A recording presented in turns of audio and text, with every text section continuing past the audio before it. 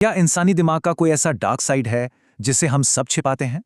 सोचिए, क्या इंसान बुनियादी तौर पर सिर्फ और सिर्फ स्वार्थी होने के लिए ही प्रोग्राम किए गए हैं? असल में हम सबके अंदर कुछ डार्क लक्षण होते हैं, जैसे बिना किसी वजह खुद को दूसरों से बेहतर समझना। दूसरों की गलतियों पर हम बहुत सख्त होते हैं, लेकिन अपनी कमियों को बड़ी आसानी से नज़रअंदाज कर देते हैं। जब इंसान भीड़ का हिस्सा बनता है तो अपनी पहचान भूल जाता है। इसे मनोविज्ञान में डी इंडिविजुएशन कहते हैं। गुमनामी निडर बनाती है, लेकिन आत्मजागरूकता खोने से हमारे अंदर की नैतिकता भी पूरी तरह खत्म हो जाती है।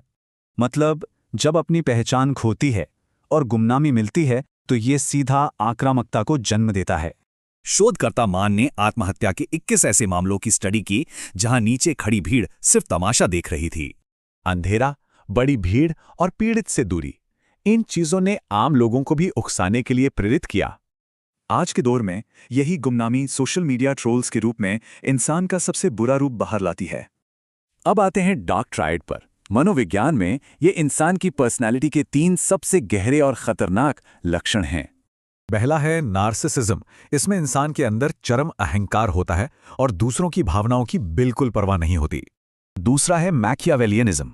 ये एक ऐसी शातिर सोच है जहां इंसान नैतिकता भूलकर सिर्फ और सिर्फ अपना फायदा देखता है। और सबसे खतरनाक, साइकोपैथी। ये लगातार असामाजिक व्यवहार और बिना किसी पछतावे के गलत काम करने को दर्शाती है। दिलचस्प बात है कि ऑफिस में यही डार्क लक्षण लोगों को बड़ी आसानी से लीडर बनने में मदद करते हैं।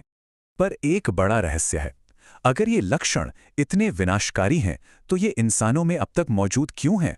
इसका जवाब फास्ट लाइफ रणनीति में है।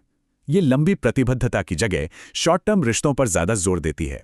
बायोलॉजिकली ये डार्क लक्षण गजब का आत्मविश्वास और रिस्क लेने की क्षमता दिखाते हैं, जो सीधा आकर्षण बढ़ाते हैं।